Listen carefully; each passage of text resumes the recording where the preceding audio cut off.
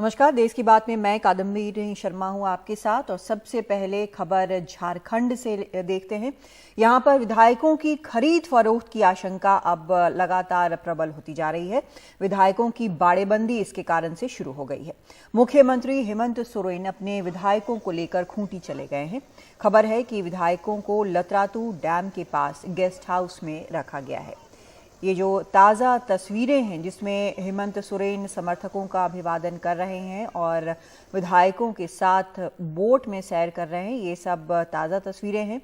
दरअसल हेमंत सोरेन की कुर्सी पर खतरा मंडरा रहा है। सूत्रों के मुताबिक खदान आवंटन केस में उनकी कुर्सी जाना तय बताया जा रहा है और इसी से बचने के लिए कि इस वक्त में कहीं विधायकों की खरीद फरोख्त ना हो, इससे बचने के लिए उन्होंने अब यहां पर अपने विधायकों को बसों में भरा और खूंटी चले गए हैं लतरातू डैम के पास। तो ये तस्वीरें जो आप देख रहे हैं ये ताज़ा तस्वीरें हैं। नौका विहार की तस्वीर है और बस में जो खुद शिबू सोरेन ने एक सेल्फी ली है वो एक तस्वीर है।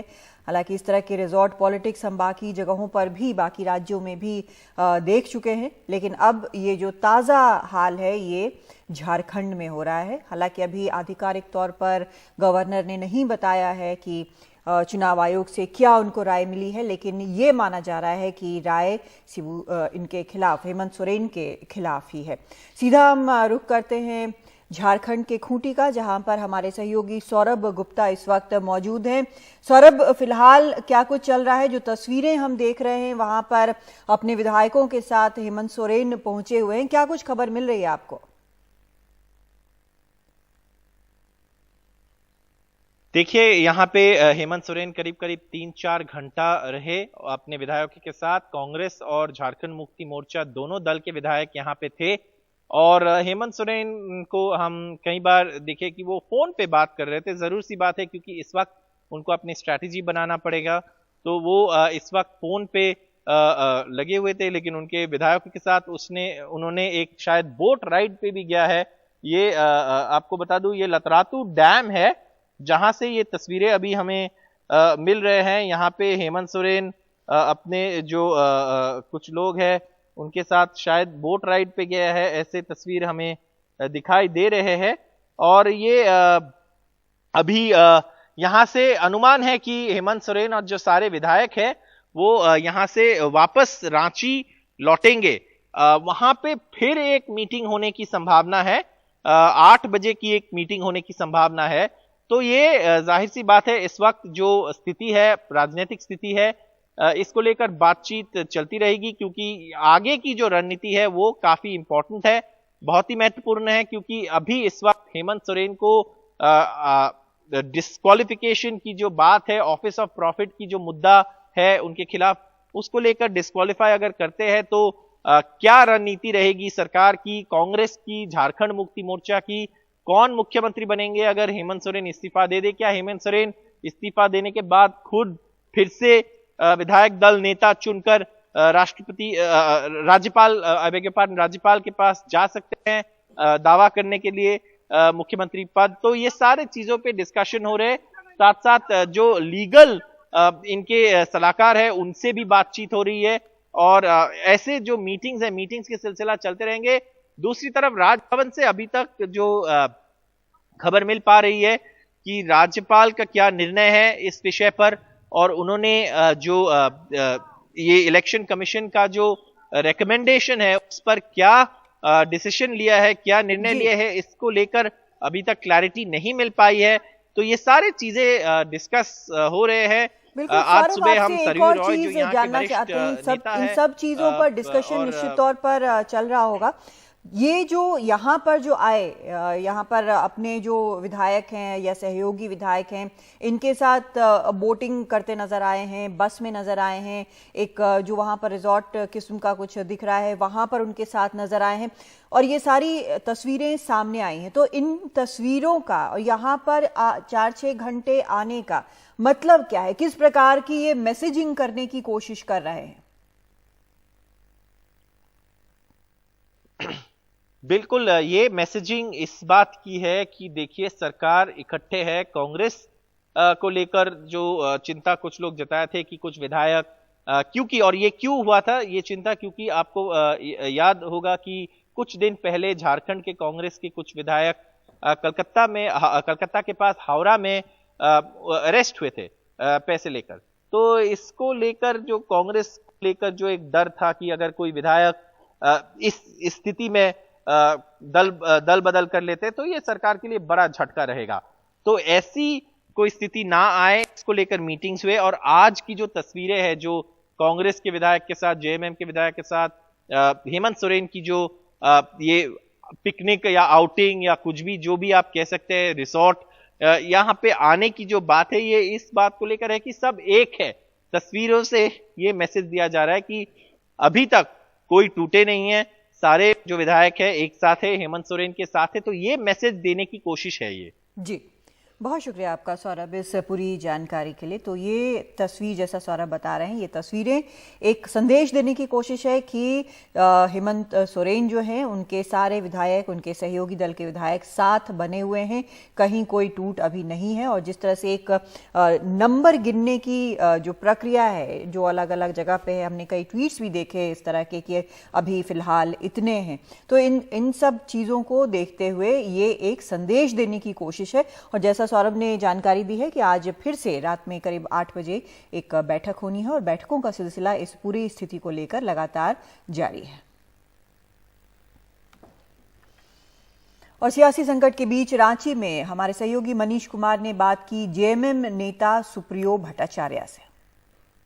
झारखंड की राजनीति में क्या होगा और क्या झारखंड मुक्ति मोर्चा डरी हुई है? हमारे साथ झारखंड मुक्ति मोर्चा के प्रवक्ता सुप्रियो भट्टाचार्य हैं।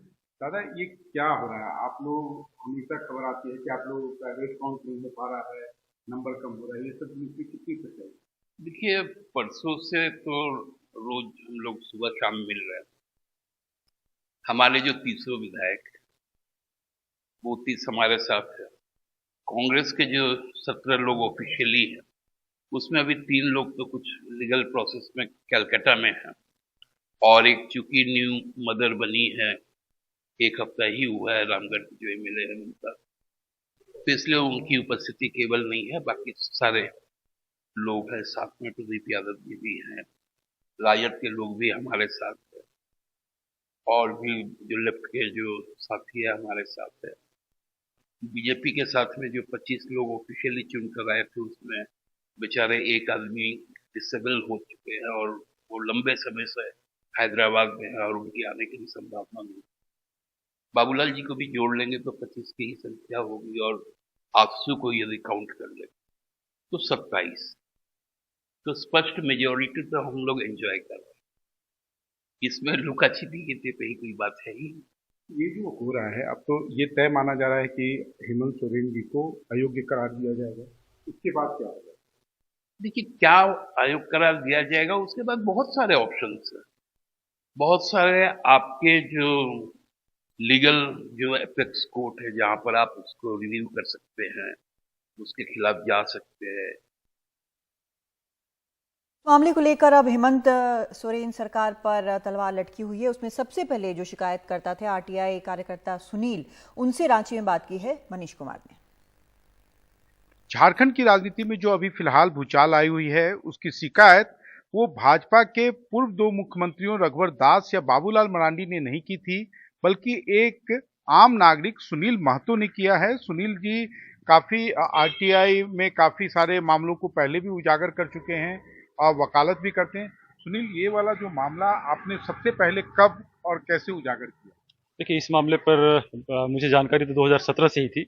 जब हेमंत नेता प्रतिपक्ष थे तभी उन्होंने सीएनटी एक्ट का वायलेशन करते हुए जब वहाँ प्रयास किया था, वन विभाग ने उनके खिलाफ भी नोटिंग भी की थी। उसके बाद जब 2020 में वो मुख्यमंत्री बने तो 21 में उन्होंने ये सारा काम किया। तो मुझे इसकी जानकारी जो है दिसंबर 2021 में मिली। उसके बाद जनवरी में सारे दस्तावेज निकाल करके फिर मैंने राजभवन में राज्यपाल के यहाँ, राष्ट्रपति, गृह मंत्री और प्रधानमंत्री के यहाँ शिकायत की। लेकिन आपके शिकायत पे तो राज्यपाल ने कोई संज्ञान नहीं लिया? मैंने कोई संज्ञान नहीं लिया था। उसके बाद मैंने जब आरटीआई उनके राजभवन में डाला 1 महीने बाद, तब उन्होंने उस पर संज्ञान लिया और उसके बाद वो कार्रवाई के लिए आगे बढ़ाया। तब तक तो ये मामला बढ़ चुका था। नहीं, लेकिन ये क्रेडिट जो है वो रघुवर दास या बाबूलाल मरांडी को दिया जा रहा है। अब क्रेडिट की होड़ है, वो राजनेता हैं, क्रेडिट तो लेना चाहेंगे ही वो, लेकिन जो भी दस्तावेज हैं वो मेरे हैं। आप उनके प्रेस कॉन्फ्रेंस को देख लें, तो जो वो पढ़ रहे थे तो मेरा ही जो विज्ञप्ति है, मैंने राजभवन में जो शिकायत की थी उसी को पढ़ रहे थे। आपको लगा था कि इतना बड़ा भूचाल आएगा? नहीं, वो तो मुझे पता था कि भूचाल होगा इसका, और इसी वजह से किसी मीडिया वाले ने उस समय, चाहे वो इलेक्ट्रॉनिक हो या प्रिंट हो, किसी ने हिम्मत नहीं की। विज्ञापन का मामला था, सब लोगों ने खुल के भी हाथ खड़े कर दिए कि भाई विज्ञापन का मामला है, हम नहीं इस पर कुछ करेंगे। लेकिन अब मैं कोर्ट की तैयारी में था, तब तक रघुवर दास ने इस मामले को आगे बढ़ाया, तो फिर मामला आगे बढ़ा। अब आपका क्या लक्ष्य है? नहीं, मेरा तो लक्ष्य है झारखंड का जय हो, जय झारखंड हो, हर झारखंडी खुशहाल हो। इसके लिए लगातार भ्रष्टाचार के खिलाफ मुहिम हम छेड़े हुए हैं, युवाओं को एकजुट कर के जागरूक कर रहे हैं हम लोग। ये आप बताइए कि झारखंड में तो कोई ये एक ऐसा ही एकमात्र तो कोई घोटाले का मामला नहीं, इससे पहले भी आपने कई सारे उजागर किए। नहीं, बिल्कुल 2005 से लगातार मैं यहाँ पे झारखंड में विभिन्न मामलों को उजागर करता रहा हूँ, और आपकी एनडीटीवी आरटीआई अवार्ड भी मुझे 2009 में मिला था इन मामलों को, भ्रष्टाचार के मामलों को उजागर करने के लिए ही। उसके बाद क्या हुआ? कोई किसी भी मामले में ये तार्किक परिणति तो नहीं पहुंची? नहीं, तार्किक परिणति कई मामलों में पहुंची है। बहुत से छोटे जो ग्रामीण स्तर के जो मामले हैं, छोटे मुद्दे हैं जो आम लोगों की जनजीवन को प्रभावित करते हैं, ऐसे मुद्दे का समाधान हुआ है। कोई किसी स्कूल का दर्जा बढ़ गया हो, लोगों को इंदिरा आवास, वृद्धा पेंशन का, जो आम जनता की जो रोजमर्रा की चीजें हैं, उन पर ज्यादा मेरा फोकस रहा है। अभी आप संतुष्ट हैं? नहीं, मैं संतुष्ट हूँ। और अब खबर दिल्ली से। दिल्ली में केजरीवाल सरकार की शराब नीति पर बीजेपी और आम आदमी पार्टी में घमासान जो मचा हुआ है, उसकी झलक आज दिल्ली की सड़कों पर दिखाई दी। दिल्ली के चांदनी चौक इलाके में बीजेपी कार्यकर्ता भारी संख्या में केजरीवाल सरकार का विरोध कर रहे हैं और सीबीआई के केस में आरोपी दिल्ली के डिप्टी सीएम मनीष सिसोदिया के इस्तीफे की मांग कर रहे हैं। इस बीच केजरीवाल सरकार ने तय किया है कि वो विधानसभा में सोमवार को विश्वास मत हासिल करेगी। कल भी सदन खासा हंगामेदार रहा था।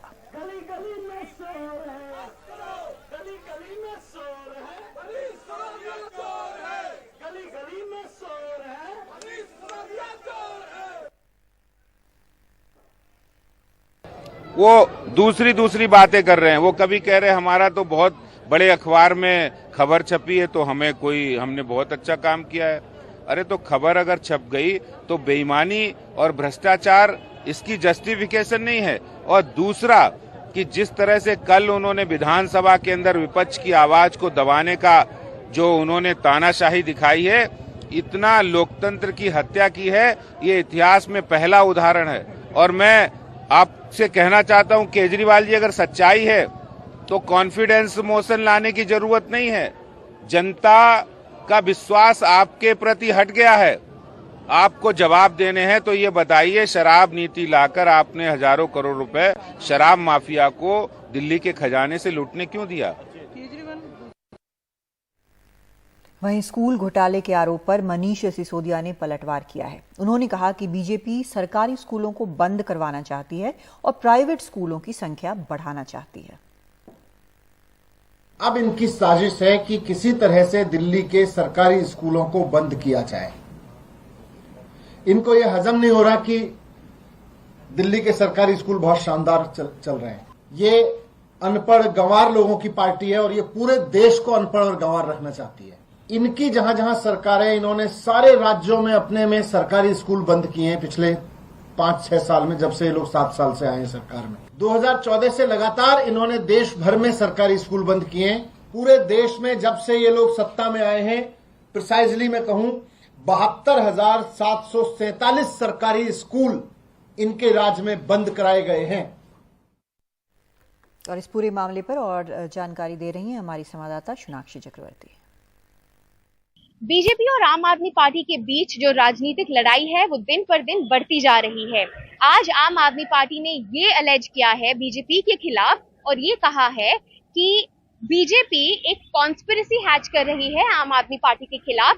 लिकर एक्साइज इशू के बाद अभी बीजेपी जो है आम आदमी पार्टी को अटैक कर रहा है उनके एजुकेशन के काम पर, उनके स्कूल मॉडल के काम पर दिल्ली में।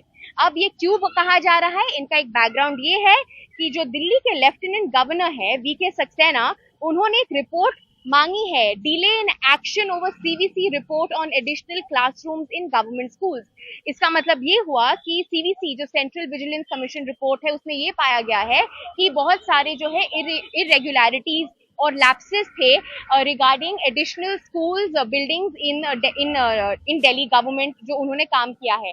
अब ये मुद्दा इसलिए उठाया गया है क्योंकि हमने सब देखा था एक हफ्ते पहले deputy chief minister Manish Sisodia के घर में 14 घंटों तक सीबीआई ने रेड किया था और उस सीबीआई के एफआईआर में उनका नाम भी लिखा गया था, उनका नाम आया था। 14 लोगों के साथ और शामिल थे उनका नाम उस एफआईआर में। और उस सीबीआई के रेड के बाद हमने ये भी देखा था कि बहुत सारे प्रोटेस्ट हुए थे। ये सवाल उठाया गया था कि आखिर ये सीबीआई रेड मनीष सिसोदिया के घर में क्यों हुआ था, और सबने ये भी देखा था कि उस सीबीआई रेड में ज्यादा कुछ पाया नहीं गया था अभी तक। और आज भी दिल्ली में नेशनल कैपिटल में प्रोटेस्ट हुआ था आम आदमी पार्टी के वर्कर्स का, सपोर्टर्स का। उनका ये सवाल था कि सीबीआई के जांच में आखिर में क्या मिला उनको मनीष सिसोदिया के घर से। लेकिन ठीक कुछ देर बाद मनीष सिसोदिया ने एक प्रेस कॉन्फ्रेंस में ये कहा कि अभी जो है भारतीय जनता पार्टी एक प्राइवेट स्कूल मिशन मोड पे है। इसका मतलब ये हुआ कि वो ये कह रहे हैं कि बीजेपी जो है पूरे देश में सिर्फ प्राइवेट स्कूल को बनाए रखना चाहते हैं और नए प्राइवेट स्कूल्स बनाना चाहते हैं, और सारे जो गवर्नमेंट स्कूल है उन्हें बंद करना चाहते हैं। ये आम आदमी पार्टी ने एलिगेशन और ये कहा है सिसोदिया जी ने कि बीजेपी जो है सिर्फ प्राइवेट स्कूल्स बनाए रखना चाहते हैं देश में। आम आदमी पार्टी का ये कहना है कि दिल्ली में 2015 के बाद सिर्फ अब तक 700 नए स्कूल बिल्डिंग बनाए गए हैं, जबकि 72,000 स्कूल्स बंद किए गए थे बीजेपी के तरफ से।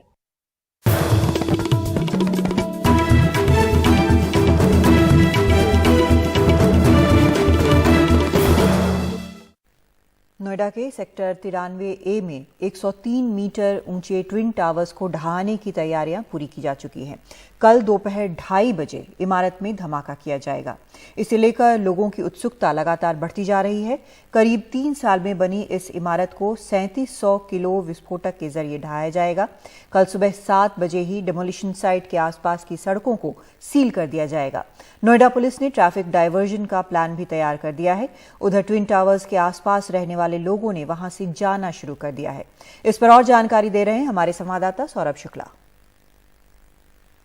हम इस वक्त सुपर टेक एमरल्ड सोसाइटी में हैं। जो लोग यहाँ रह रहे हैं इन ट्विन टावर्स के बगल में, वो अपना सामान लोड करके यहाँ से जा रहे हैं, खाली करके जा रहे हैं। सबको आशंका है क्योंकि 9 मीटर का ही अंतर है जहाँ ये ब्लास्ट किया जाएगा, और उसके बगल में जो टावर है सिर्फ 9 मीटर की दूरी पर बना हुआ है। और आप देखेंगे लोग अपना सामान, साइकिल, कुर्सी सब लेके जा रहे हैं। कुछ लोग जो जिनका घर बिल्कुल नज़दीक हैं, और देखेंगे पूरी तरीके से इन घरों को कवर कर दिया गया है। और जहाँ पर डेमोलिशन होना है वहाँ पर इस वक्त खुदाई करी जा रही है ताकि जो डेब्री है वो उस गड्ढे में गिरे, आसपास ना आ जाए। तो देखिए आपको ये डेब्री भी नज़र आ रही है और तैयारियां पूरी हो गई हैं। उसके बाद जो है कोशिश है कि हम आपको ये तस्वीरें और नज़दीक से दिखाएं। और देखिए नज़दीक से आपको तस्वीरें दिखा रहे हो तो इस समय खुदाई हो रही है ताकि जो डेब्री गिरे वो डेब्री ठीक नीचे गिरे जहाँ पर ये डेमोलिशन हो, और ताकि अगल बगल ना आ जाए। और जो मिट्टी जो खड़ी की जा रही है, देखिए आप देखेंगे नीचे जो आसपास जो है काला कपड़ा आपको नजर आ रहा होगा, एक गड्ढा कर दिया गया है नीचे, ताकि बिल्कुल सीधे नीचे जो डेब्री है वो नीचे जाए, मलबा नीचे जाए। और आसपास जो है मिट्टी की दीवार या ऊंचा उठाया जा रहा है मिट्टी को, ताकि जो है सामान जो है जो डेब्री है वो ना जाए। और टायर आपको नजर आ रहे होंगे, वो देखिए टायर भी रखे हैं ताकि मलबा इधर से उधर ना जाए। और जो बगल की इमारत है, देखिए फिर से वो तस्वीरों में जूम करके दिखाएंगे, सिर्फ 9 मीटर का ही अंतर आपको नजर आ रहा होगा। तो कितनी बड़ी चुनौतीपूर्ण ये पूरी जो एक्सरसाइज है जो एडिफिस और जेट इंजीनियरिंग करने जा रहे हैं, उनका कहना है कि एक भी पत्थर नहीं आएगा बगल में जो बिल्डिंग है। तो तैयारियां पूरी हो गई हैं, लोग अपना सामान लोड करके जा रहे हैं, और इसके बाद कपड़े से बिल्डिंग इमारतें ढक दी गई हैं। तो कंसर्न सबसे बड़ा यही है कि इन इमारतों को नुकसान ना पहुंचे। यहाँ लोग रहते हैं और उनका घर बहुत मेहनत से जज्बात के साथ वो बनाते हैं, और वो अपना सामान लेकर के जा रहे हैं। और फिलहाल कोशिश है हम उनसे बात करें कि उनके कंसर्न्स क्या हैं। सर आप सामान लेके जा रहे हैं यहाँ से? हाँ, तो हमारा प्री प्लान था, तो अच्छा। आपको फायदा नहीं होगा क्योंकि हम नए घर में जा रहे हैं। आप नए घर में जा रहे हो, तो कम से कम सही टाइमिंग सही है आपकी। तभी हमने, क्योंकि फिर स्टक हो जाते ना, हाँ। इसकी वजह से तो हमने आज ही इसको शिफ्ट करने का प्लान कर लिया। हाँ, ताकि आपको सामान को कोई जस्ट इनकेस कोई डैमेज ना पहुंचे। और दूसरा 3-4-5 दिन अभी सब डस्ट वगैरह रहने वाली है, तो डिफिकल्ट रहेगा मूव करना। ठीक तो इसलिए भी प्लान फॉर इट। ठीक है, थैंक यू। तो लोग अपना घर भी खाली कर रहे हैं, सामान भी ले जा रहे हैं, अपने घर लोगों ने ढक लिए हैं और कोशिश है यही कि सब कुछ उस दिन शांतिपूर्ण तरीके से निकल जाए, किसी के घर पे कोई दिक्कत परेशानी ना आए। काउंटडाउन शुरू हो चुका है, ठीक 2:30 बजे बटन दबाया जाएगा और ये 103 मीटर ऊंचे 2 टावर, अवैध टावर जमींदोज हो जाएंगे, मिट्टी में मिल जाएंगे। सहयोगी अशोक महाले और अरविंद उत्तम के साथ सौरभ शुक्ला, एनडीटीवी इंडिया। हम इस वक्त नोएडा सुपरटेक एमएलए सोसाइटी के बाहर है। लोग अपना सामान लेके खाली कर रहे हैं। सोसाइटी बिल्कुल बगल में है जहां पर डेमोलिशन होना है। देखिए कांच का सामान सारा लेकर के जा रहे हैं। आपका नाम बताइए? राहुल कुमार। राहुल जी, अपना सामान लेके जा रहे हैं सारा आप? हाँ जी। सारा कांच का सामान ले लिया है? अभी तो ले लिया है, बाकी और शाम को 7 बजे करीब जाएंगे। 7 बजे आएंगे। तो कहाँ जा रहे हैं आप? ये ग्रेटर नोएडा। ग्रेटर नोएडा जा रहे हैं। तो अब देखिए यहाँ से लोग अपना घर खाली करने लग गए हैं। सबको आदेश दिया गया है कि 7 बजे तक अपना घर खाली करना है। कांच का सामान लेके जा रहे हैं। आप शिफ्ट कर रही हैं? हाँ, पूरी फैमिली और एक गाड़ी है हमारी। आपका नाम बताइए मैम? मैं मंजूश्री हूँ। मंजूश्री जी, अपने 2 डॉग्स को भी आप लेके जा रही हैं। हाँ। कितनी कॉन्फिडेंट हैं? नहीं, एकदम कॉन्फिडेंट हूँ मैं। एकदम कॉन्फिडेंट हूँ। कब वापस आएंगे? अंदर डर लग रहा है। अंदर थोड़ा सा डर लग रहा है। कब वापस आएंगे? हम लोग आएंगे मंडे वापस आएंगे और टीवी पे देखेंगे डेमोलिशन ये वाला। हाँ, जरूर। मंजू जी, आप जी को बहुत बहुत शुभकामनाएं। आपको भगवान का जब वापस आए तो आपको घर आपको सुरक्षित मिले। How are you? Excited. Where are you shifting? कहाँ जा रहे हैं आप लोग? We are going to 168 sector 168 168 जा रहे हैं। अपना सामान वगैरह नीचे उतार दिया है आपने। डर लग रहा है कि कर लौट के आए तो आपको सामान वापस ठीक से मिले? No, we are pretty excited, but we have the faith in God and obviously the demolition company. So आपको विश्वास है कि सब कुछ ठीक रहेगा, मिलेगा? आप कॉन्फिडेंट हैं? Yeah, pretty much. There are chances, but yeah, we are pretty much. अच्छा, Rhythm is there. He's pretty excited. Are you excited? Yes. Huh? Are you going to watch it on television? Yes. Huh? What all? You're carrying your toys and everything? Yes. Huh? Yes. Best of luck. Thank you Thank ma'am. you so तो अब देखिए सामान लेके सब लोग यहाँ से निकल रहे हैं कि समय से अपने अपने जहाँ कोई अपने रिश्तेदार के यहाँ जा रहा है, कोई होटल जा रहा है और सब चाहते हैं कि समय से वो आराम से पहुँच जाएं और कल टेलीविज़न पे वो डेमोलिशन देखेंगे और सब भगवान से प्रार्थना कर रहे होंगे उस वक्त कि ये जब ब्लास्ट हो तो उनका घर जो सिर्फ 9 मीटर की दूरी पर है, लगभग 6000 लोग हैं जो उस ट्विन टावर के आसपास रहते हैं, उनका घर सुरक्षित रहे। क्योंकि एक जो घर बनाता है इंसान, वो एक एक रुपए जोड़ करके बड़े जज्बातों के साथ घर बनाता है और सब यही उम्मीद के साथ जा रहे हैं कि जब वो कल वापस लौटें इस ध्वस्तीकरण के बाद तो उनकी घर भी सुरक्षित रहे और उनका सामान भी सुरक्षित रहे और सब यही भगवान से प्रार्थना कर रहे हैं। सहयोगी अशोक महाले के साथ Saurabh Shukla, NDTV India.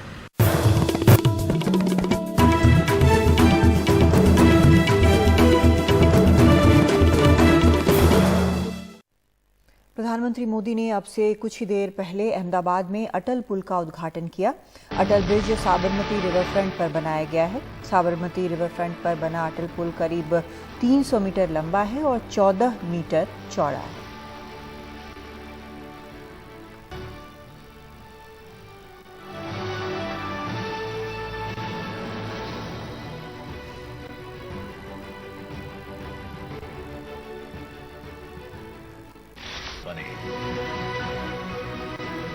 East और वेस्ट अहमदाबाद को जोड़ते एक यूनिक पेडेस्ट्रियन वॉकवे अटल ब्रिज के साथ ये साबरमती रिवरफ्रंट इकोसिस्टम का नया भाग है जो भारत का पहला पूरी तरह से विकसित रिवरफ्रंट है। इसकी संकल्पना गुजरात के तत्कालीन मुख्यमंत्री और अब भारत के प्रधानमंत्री नरेंद्र मोदी द्वारा की गई थी। पूर्व प्रधानमंत्री श्री अटल बिहारी वाजपेयी को समर्पित अटल ब्रिज टेक्निकली और विजुअली एक इंजीनियरिंग मार्वल है।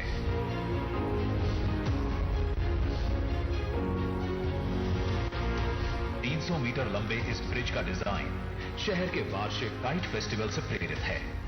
ये ब्रिज बीच में 14 मीटर और किनारों पर 10 मीटर चौड़ा है। और पीएम मोदी इस पर क्या कह रहे हैं, सुनते हैं। उदाहरण है खादी से कार्बन फुटप्रिंट कम से कम होता है। ऐसे बहुत सारे देश हैं जहां तापमान ज्यादा रहता है, वहां खादी हेल्थ की दृष्टि से भी बहुत अहम है और इसलिए खादी आज वैश्विक स्तर पर बहुत बड़ी भूमिका निभा सकती है। बस हमें हमारी इस विरासत पे गर्व होना चाहिए। खादी से जुड़े आप सभी लोगों के लिए आज एक बहुत बड़ा बाजार तैयार हो गया है। इस मौके को हमें चूकना नहीं है। मैं वो दिन देख रहा हूं जब दुनिया के हर बड़े सुपरमार्केट में, क्लॉथ मार्केट में भारत की खादी छाई होगी। आपकी मेहनत, आपका पसीना अब दुनिया में छा जाने वाला है। जलवायु परिवर्तन के बीच अब खादी की डिमांड और तेजी से बढ़ने वाली है। खादी को लोकल से ग्लोबल होने से अब कोई शक्ति रोक नहीं सकती है।